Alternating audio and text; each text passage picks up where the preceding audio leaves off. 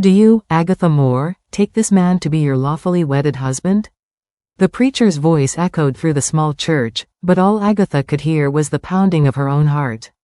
She stared at the stranger beside her, this man her foster parents called Kenny, this warehouse worker who quoted scripture and brought her cheap flowers. His hand gripped hers, warm and possessive, and when she looked into his eyes, she saw something that made her stomach drop. Not love, not even kindness, something darker, something that promised she had made a terrible, irreversible mistake. But the word, no, wouldn't come. It never did when you'd been trained your whole life to obey. I do, she whispered, and felt the trap close around her. Agatha Moore was 26 when she married a man she'd known for 6 weeks. She didn't question it when he showed up at her door in thrift store clothes. Didn't question the intensity in his eyes that seemed too fierce for a simple warehouse worker. She told herself he was just a humble man trying to build a life, someone safe, someone her foster parents approved of because he came with promises of stability. She didn't question it when his family filled the church pews, men in expensive suits who watched the ceremony like guards instead of guests.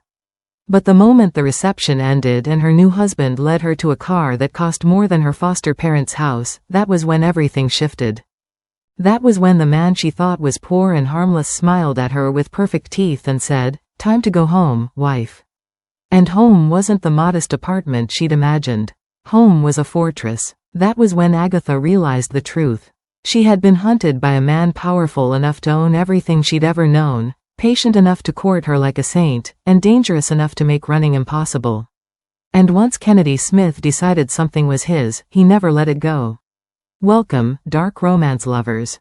If stories of forbidden love, faith tested by fire, and innocent women taming dangerous men make your heart race, please support me by subscribing.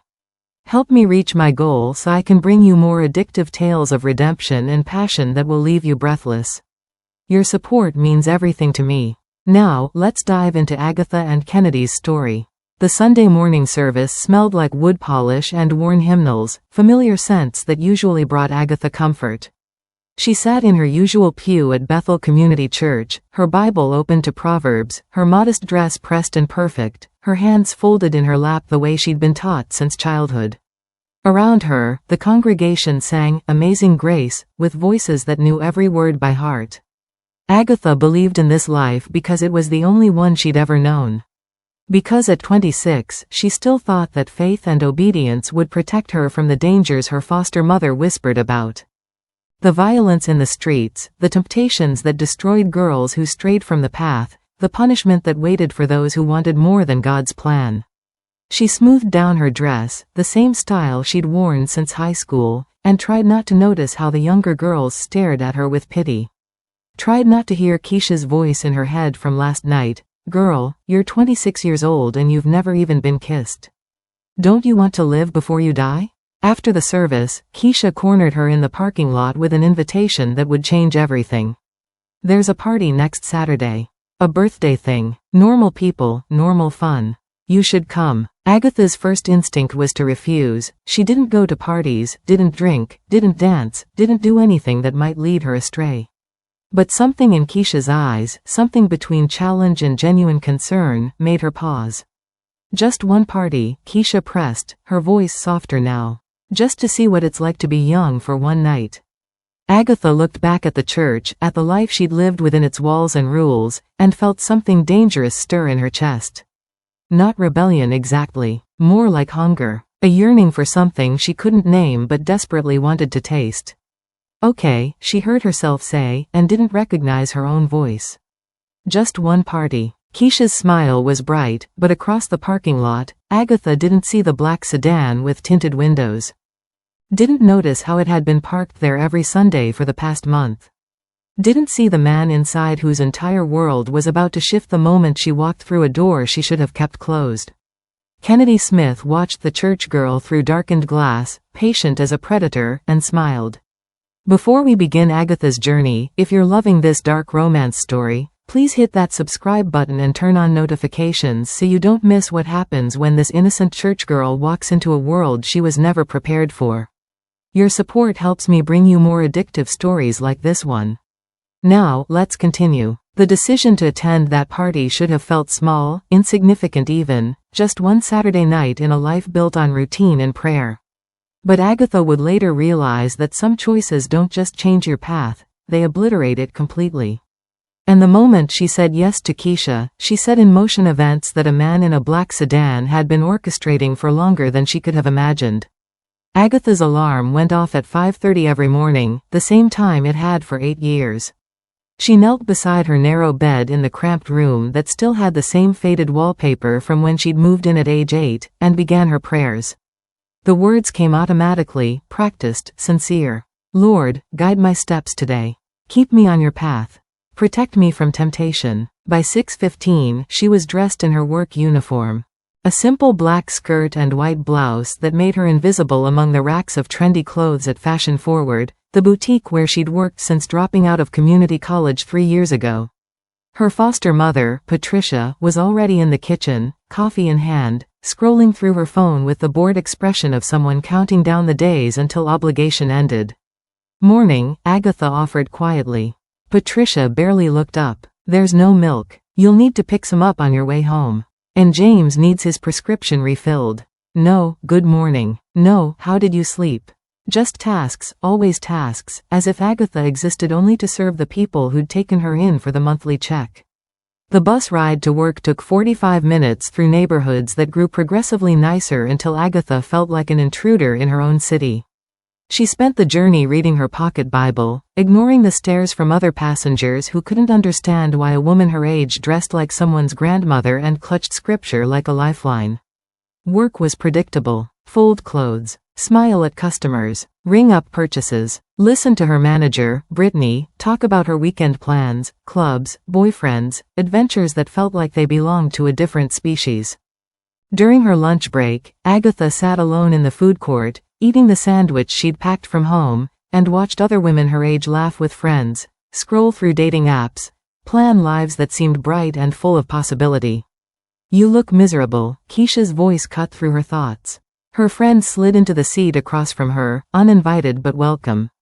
Keisha worked at the makeup counter in the department store next door, and she was everything Agatha wasn't: bold, confident, dressed in colors that demanded attention. I'm fine, Agatha lied. You're 26 and you eat lunch alone every single day reading about people who died 2,000 years ago. Keisha's voice was gentle despite the harsh words. That's not fine, Aggie. That's existing, not living. Agatha wanted to argue, to defend her choices, to explain that her faith gave her purpose. But the words stuck in her throat because somewhere deep inside, she knew Keisha was right. She was lonely. Desperately, achingly lonely in a way that prayer couldn't seem to fix. That evening, after Bible study at church where she'd sat in the back row listening to Pastor Williams preach about resisting worldly desires, Keisha cornered her again in the parking lot. The invitation hung between them like forbidden fruit.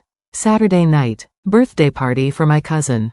Just normal people having normal fun. No drugs, no crazy stuff, I promise. Just music and food, and maybe you'll remember what it feels like to smile for real. Agatha looked at her friend's hopeful face, then back at the church where she'd spent every Wednesday and Sunday for 18 years. She thought about her empty room, her foster parents' indifference, the gnawing hunger for something more than this carefully controlled existence. What do I wear? She heard herself ask. Keisha's face lit up like Christmas morning. Oh girl, leave that to me. This is going to be amazing. As Agatha drove home in her beat-up Honda, she didn't notice the black sedan that followed 3 cars behind, or the way it had been there every day for the past 2 weeks. She didn't know that someone had been watching, waiting, studying every detail of her predictable life. And she definitely didn't know that the party she'd just agreed to attend would put her directly in the path of a man who'd already decided she belonged to him. What Agatha Moore didn't realize was that she'd just stopped being the hunter's secret and become his target. And Kennedy Smith never missed. Kennedy Smith never missed. That's what Agatha would learn too late. But on that Saturday night, standing outside the massive house in the hills with music pounding through the walls, she was still blissfully unaware that her humiliation was about to become someone's obsession. Keisha had promised to meet her at the entrance, but there was no sign of her friend anywhere. Agatha smoothed down her church dress, the nicest one she owned, navy blue with long sleeves and a collar that buttoned to her throat, and told herself it would be fine. Just a few hours, then she could go home and forget she'd ever tried to be someone she wasn't. The moment she walked through the front door, the music seemed to pause. Or maybe it was just that the laughter got so loud it drowned out everything else. Girls in bodycon dresses and sky-high heels turned to stare, their perfectly made-up faces twisting into smirks. Guys in designer streetwear stopped mid-conversation, their eyes traveling from Agatha's sensible flats to her covered neckline with barely concealed mockery. "Oh my God, did someone's grandma get lost?" a girl in a silver mini dress announced loud enough for everyone to hear. The crowd erupted in laughter. "Yo, I think the church down the street is the other direction," a guy called out, and his friends doubled over. "Is she here to save our souls?" another voice chimed in. More laughter. Crueler now. Agatha's face burned with shame as she clutched her purse like a shield and retreated to the nearest corner. She pulled out her phone with trembling fingers, texting Keisha desperately, but there was no response. Tears pricked her eyes as whispers followed her across the room. The nun. What was she thinking? Someone should tell her Halloween was last month. But in the chaos of her humiliation, Agatha didn't notice 3 young men standing near the kitchen entrance, watching her with an intensity that had nothing to do with mockery. They were dressed too well for a house party, their eyes too sharp, scanning the room with the practiced vigilance of people who lived in a different world than these college kids playing at being adults. Jin Park pulled out his phone and snapped a photo of the girl in the corner who looked like she wanted to disappear. There was something about her, the genuine distress on her face, the way she didn't belong here, the complete absence of pretense that marked every other woman in this room. "Boss has been looking for someone real," he muttered to his companions. "Not these plastic Instagram girls. Someone different." He sent the photo with a single message, "Found something interesting." Across the city, in a penthouse office overlooking the skyline, Kennedy Smith's phone buzzed during a meeting with his accountants. He almost ignored it. Jin knew better than to interrupt unless it was important. But something made him glance at the screen, and when he saw the photo, everything else ceased to matter. The girl in the picture was beautiful in a way that had nothing to do with makeup or expensive clothes. She looked terrified and out of place, clutching a worn purse, her dark skin glowing under harsh party lights, her eyes reflecting a kind of innocence Kennedy had forgotten existed in this world. She was wearing a dress his grandmother might have approved of, and somehow that made her the most compelling thing he'd seen in years. "Find out everything about her," he typed back immediately. "Name, address, family, work, church, everything. And do it quietly." His fingers tightened on the phone as he stared at the image. After 10 years of building an empire, of having every woman in the city throw themselves at his money and power, of rejecting dozens of potential brides his family had paraded before him, Kennedy Smith felt something shift in his chest. Recognition, hunger, certainty. She was real, and she would be his. Back at the party, Agatha finally spotted Keisha across the room, laughing with a group of people who looked like they belonged in a music video. Her friend saw her and waved, but made no move to come over. The message was clear: "You're on your own." Agatha fled. She pushed through the crowd of beautiful people who parted for her like she carried a disease, stumbled down the front steps, and didn't stop running until she reached her car 3 blocks away. She sat in the driver's seat, mascara-stained tears running down her face, and made herself a promise: never again. Never again would she try to be anything other than what she was.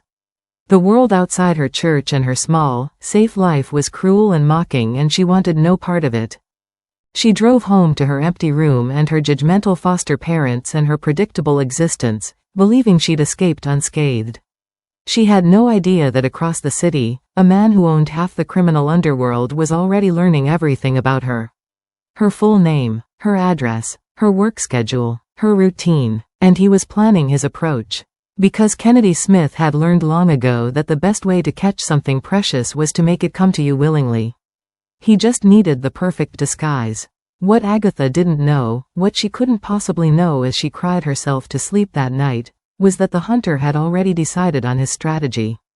And in 2 weeks, a broke warehouse worker named Kenny would knock on her door with flowers and a Bible verse, and her fate would be sealed before she ever knew she was being hunted. The hunter had already decided on his strategy, and for Kennedy Smith, strategy meant patience. But as he sat in the back of his blacked-out sedan watching Agatha Moore walk the same route home, patience was becoming excruciating. Agatha first noticed the car on a Tuesday. Black, expensive, windows so dark she couldn't see inside, parked across from the bus stop. It idled there for 10 minutes, then pulled away. She thought nothing of it. The city was full of expensive cars. But then it was there again on Thursday. And Saturday. Sometimes following 3 cars behind. Sometimes parked near the food cart where she bought dinner. Never close enough to be threatening, but present enough to make her skin prickle. She was right to feel watched. Kennedy had been studying her every single day, learning her routine better than she knew it herself. But it was what he observed personally that sealed his obsession.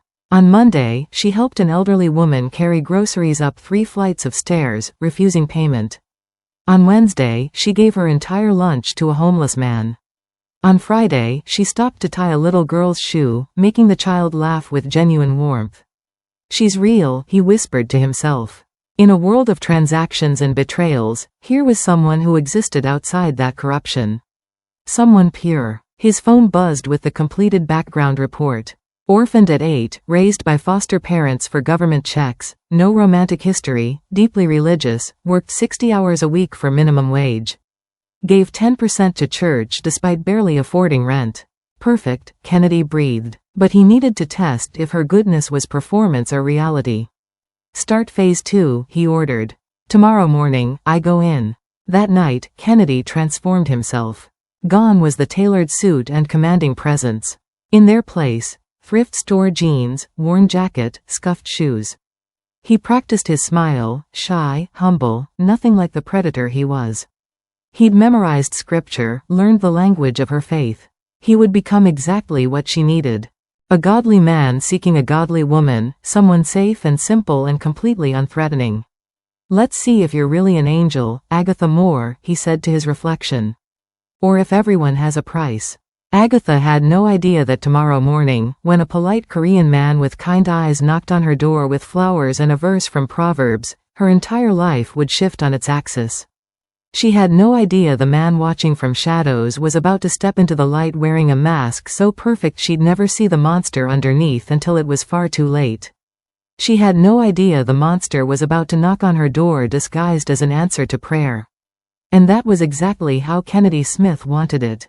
The knock came on Saturday morning while Agatha was reading her Bible at the small kitchen table. Patricia answered, her annoyed expression shifting to surprise when she saw the young man standing there with a modest bouquet of supermarket flowers. "Can I help you?" Patricia's voice carried that sharp edge reserved for strangers and bill collectors. "Good morning, ma'am. My name is Kenny. I saw your daughter at church and felt called by God to introduce myself properly." His accent was slight, his smile humble, his posture non-threatening. Everything about him screamed harmless. Patricia's eyes narrowed with calculation rather than protection. A man. Interested in Agatha. This could be useful. "Agatha," she called out. "You have a visitor." Agatha appeared in the doorway, confusion crossing her face when she saw the stranger. He was handsome despite the worn clothes, strong features, kind eyes behind simple glasses, dark hair that fell across his forehead. But she didn't recognize him from church. "I'm Kenny," he said, offering the flowers with a shy smile that had taken him hours to perfect in the mirror. "I've seen you at Bethel Community. You always sit in the back row during evening service. I finally got the courage to introduce myself." I don't remember seeing you," Agatha said carefully, accepting the flowers because refusing felt rude. "I usually sit in the balcony," Kennedy lied smoothly. "I'm a warehouse worker, new to the area. Don't know many people yet. But when I saw you pray, I thought maybe God was putting someone in my path for a reason." He pulled a worn Bible from his jacket pocket. Proverbs chapter 31 verse 10. "Who can find a virtuous woman? For her price is far above rubies." Something flickered in Agatha's chest. He was quoting her favorite passage. Over the next month, Kenny became a fixture in Agatha's carefully ordered life. He appeared at church services, sitting respectfully a few rows behind her. He brought small gifts, a bookmark with scripture, a CD of worship music, nothing expensive but thoughtful. He asked James Moore's permission to court Agatha properly, an old-fashioned gesture that made her foster father nod with approval. Patricia watched the courtship with calculating eyes, already imagining how to profit from her foster daughter's marriage. Agatha found herself confused by her own feelings. Kenny was everything she should want, godly, respectful, humble. But there was something underneath his gentle demeanor that made her pulse race. The way his eyes darkened when another man at church spoke to her. The intensity in his voice when he talked about protecting what God gave him. How his hand lingered when he helped her into his beat-up car, leaving her breathless and guilty for wanting more. "He seems nice," Keisha said one afternoon, but her tone carried doubt. "Just, be careful, Aggie. Something about him feels off." But Agatha dismissed her friend's concerns. For the first time in her life, someone wanted her. Someone chose her. And the attention felt like sunlight after years of cold shadow. What she didn't know was that every word Kenny spoke was calculated, every gesture rehearsed, every scripture weaponized to make her trust him. And it was working perfectly. Soon, Kennedy thought as he drove away from another supervised visit, soon she'll be mine completely. And then the real test begins. The question was whether Agatha would still think he was God's answer when she discovered the devil had been courting her all along. If you're hooked on Agatha and Kennedy's story, please subscribe and hit the notification bell so you don't miss what happens when this innocent bride discovers who she really married. Your support means everything. Now, let's see how a church girl gets trapped by a devil in disguise. The question was whether Agatha would still think he was God's answer when she discovered the devil had been courting her all along. The answer came sooner than she expected, wrapped in a proposal she couldn't refuse. 6 weeks after their first meeting, Kenny knelt in Patricia and James's living room with a simple ring and a voice that trembled just enough to seem genuine. "Agatha Moore, will you marry me and let me spend my life honoring God by honoring you?" Before Agatha could process the question, Patricia's hand clamped on her shoulder. "Can we have a moment with our daughter?" In the kitchen, away from Kenny's hearing, James spoke first. "He's offering $50,000. Cash. For wedding expenses and to help you start your new life." Agatha's stomach dropped. "He's a warehouse worker. Where would he get that kind of money?" "Does it matter?" Patricia hissed. "You're 26 years old, Agatha. Living in our house with no prospects, no future. This man wants you despite everything, your boring personality, your outdated values, your complete lack of ambition. Don't be selfish." The words hit like physical blows. Agatha retreated to her room, knelt beside her bed, and prayed for guidance. But the heavens remained silent, and downstairs, Kenny waited with patience that felt more like inevitability than hope. When she told Keisha the news, her friend's laughter was cruel. "Girl, you're really marrying that broke nobody? I'll give it 6 months before you're back living with Patricia, divorced and humiliated." Trapped between her foster parents' manipulation and a strange magnetic pull toward this mysterious man who quoted scripture and looked at her like she was precious, Agatha whispered yes. The wedding was planned for 2 weeks later. Small, simple, at Bethel Community Church. But when Kennedy's family arrived for the ceremony, Agatha's unease crystallized into fear. These weren't warehouse workers or humble churchfolk. They were men in expensive suits that didn't quite hide the danger underneath, women with sharp eyes who assessed the sanctuary like they were casing it. They moved with coordinated precision, spoke in low voices, and treated Kenny with a deference that had nothing to do with friendship. "Who are these people?" Agatha whispered to her soon-to-be husband. Kenny's smile didn't reach his eyes. "Family. Everyone has family, Agatha." As she walked down the aisle in her simple white dress, every instinct screamed that she was making a terrible mistake. But the preacher was already speaking, and Kenny's hand was reaching for hers, and her foster parents were watching with greedy satisfaction, and somehow the word, no, wouldn't form on her lips. "I do," she heard herself say, and felt the trap snap shut. What Agatha didn't know as Kenny slid the ring onto her finger was that the humble suitor was about to disappear forever. And the man waiting to claim her on their wedding night bore no resemblance to the gentle warehouse worker she thought she'd married. The man waiting to claim her on their wedding night bore no resemblance to the gentle warehouse worker she thought she'd married. And the transformation happened the moment the church doors closed behind them. The ceremony had been beautiful but wrong. Kennedy's vows didn't sound like promises, they sounded like ownership. I will protect you, provide for you, and make you mine in every way, he said, his eyes burning into hers with an intensity that made her knees weak. His groomsmen stood like sentries, not celebrants. After the modest reception, Kennedy led her to a car that made her freeze. Not the beat-up sedan he'd been driving for weeks, but a sleek black luxury vehicle with tinted windows. The same car that had followed her home from work.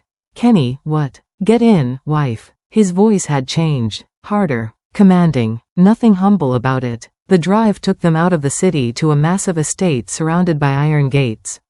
Armed guards nodded as they passed. Servants lined the marble entryway, bowing with what looked like fear rather than respect.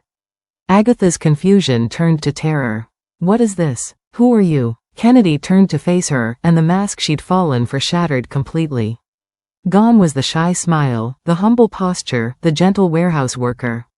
In his place stood a man who radiated danger and absolute control. I'm Kennedy Smith. I run the Korean syndicate that controls this entire region.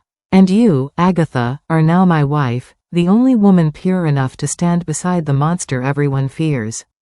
Agatha ran. She made it 5 steps before he caught her effortlessly, his arms like iron around her waist. You're mine now. I chose you. I tested you for weeks. Watched you. Studied you. And I will never let you go. You lied. Everything was a lie. She beat against his chest, tears streaming down her face. Not everything. He caught her hands, pressing them over his heart. Your goodness is real. Your faith is real. And what I feel for you is more real than anything I've ever known. He carried her up the grand staircase to a bedroom that looked like it belonged in a palace, not a prison. Agatha prayed desperately, begged him to let her go, swore she would never accept this.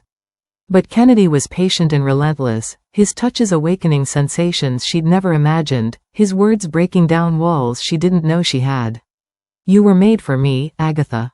Your body knows it even if your mind won't accept it yet. And God help her, when he finally claimed her as his wife in every way, when his fierce intensity overwhelmed her protests and prayers, something dark and desperate awakened in her sheltered soul. Her body responded to him in ways that made her hate herself, made her question everything she thought she knew about right and wrong, about resistance and surrender.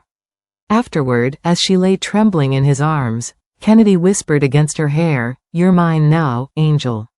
And I protect what's mine." Agatha stared at the ceiling of her gilded cage and wondered what terrified her more, that she'd been deceived and trapped, or that some broken part of her had enjoyed submitting to the beast. The real nightmare wasn't that Kennedy Smith had hunted her. It was that she'd already started falling for her captor, and they both knew it. The real nightmare wasn't that Kennedy Smith had hunted her. It was that she'd already started falling for her captor, and they both knew it. But Agatha would fight that truth with everything she had left. The following weeks became psychological warfare. Agatha locked herself in the bedroom, refused to speak, prayed constantly for deliverance that never came. She ate only when hunger became unbearable, wore the same church dress like armor, and treated Kennedy like he was invisible. But Kennedy was patient in ways that terrified her. He dismissed the servants so she had no choice but to face him at mealtimes. He sat outside her locked door reading scripture aloud, his voice twisting verses about wives submitting to husbands into justifications for her captivity. When she threw expensive gifts back at him, he donated equivalent amounts to her church in her name. The contradictions broke her faster than force ever could. She'd overhear him on the phone ordering violence against enemies, his voice cold and brutal, then watch him gently feed stray cats in the garden. He funded orphanages anonymously, protected neighborhood businesses from rival gangs. His men were loyal not from fear but because he treated them like family. You're a monster, she told him one night when hunger forced her to the dinner table. Yes, he agreed simply. But I'm your monster now. The breaking point came when Patricia and James appeared at the gates demanding more money. Agatha watched from an upstairs window as Kennedy confronted them, his voice carrying across the courtyard. You sold her for $50,000. You don't get to profit twice. He had security remove them bodily, then banned them from the property permanently. Agatha found herself crying not from sadness but from something she couldn't name. No one had ever protected her before. No one had ever valued her enough to fight for her. That night, she unlocked her bedroom door. Kennedy stood in the hallway as if he'd been waiting, his eyes filled with cautious hope and barely restrained hunger.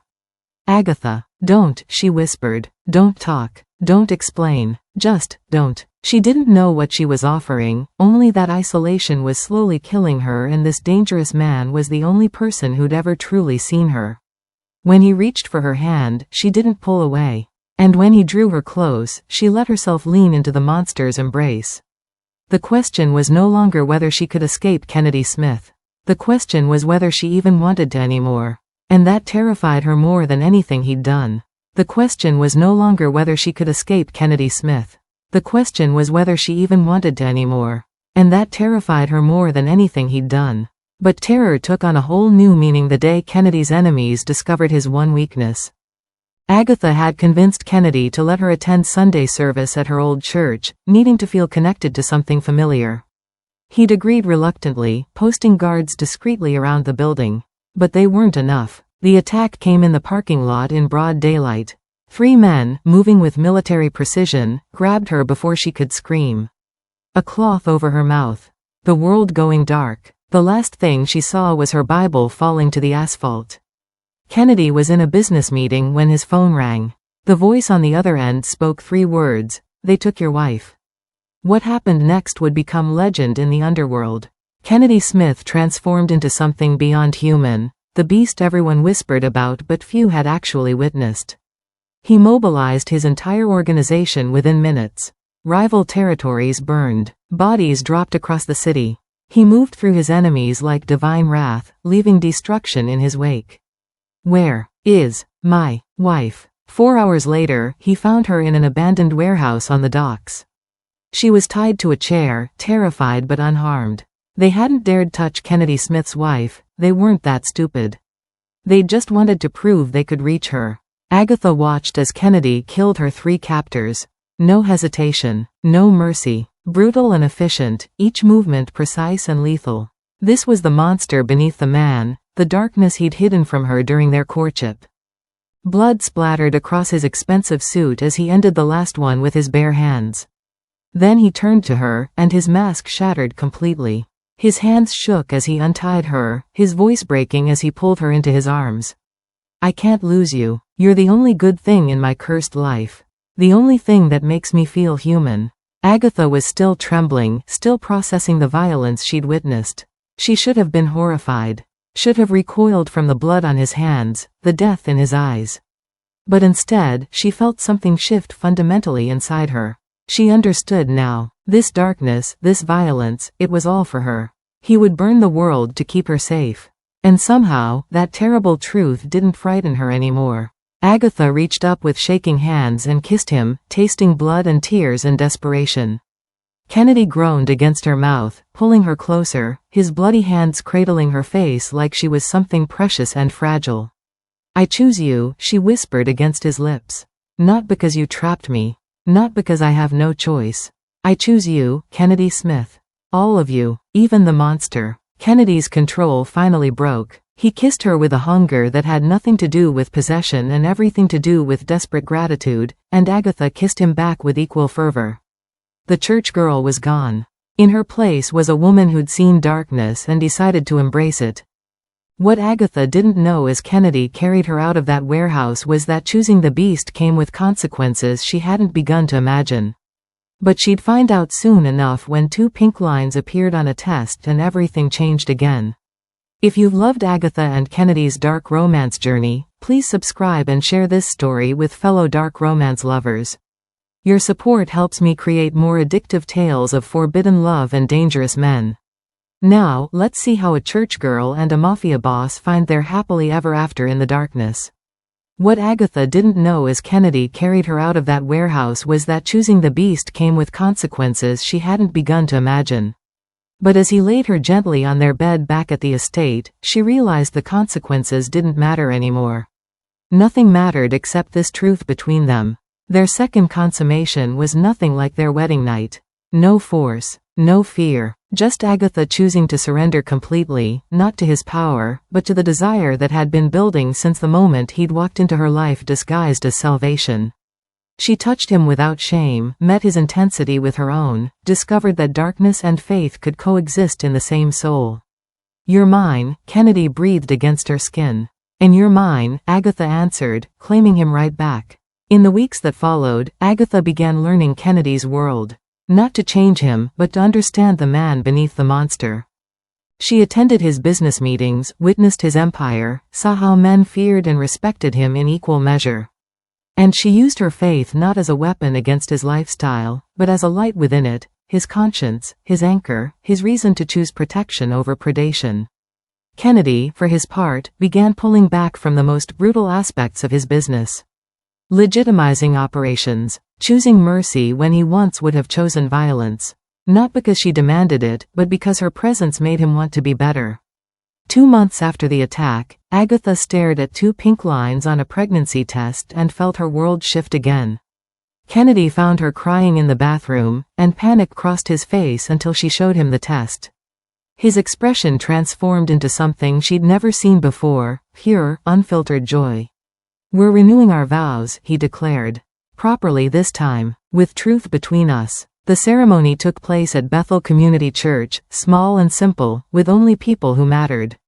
Agatha wore white again, but this time her hand didn't shake when she reached for Kennedy's. "I was sold to you," she said, her hand on her growing belly, tears streaming down her face. "Trapped and deceived. But I choose you now, Kennedy Smith. Not the humble man you pretended to be, but the dangerous man you are. The monster who became my protector. The beast I somehow tamed." Kennedy's voice was rough with emotion. "I hunted you like prey. Stalked you. Deceived you. Took everything from you without permission."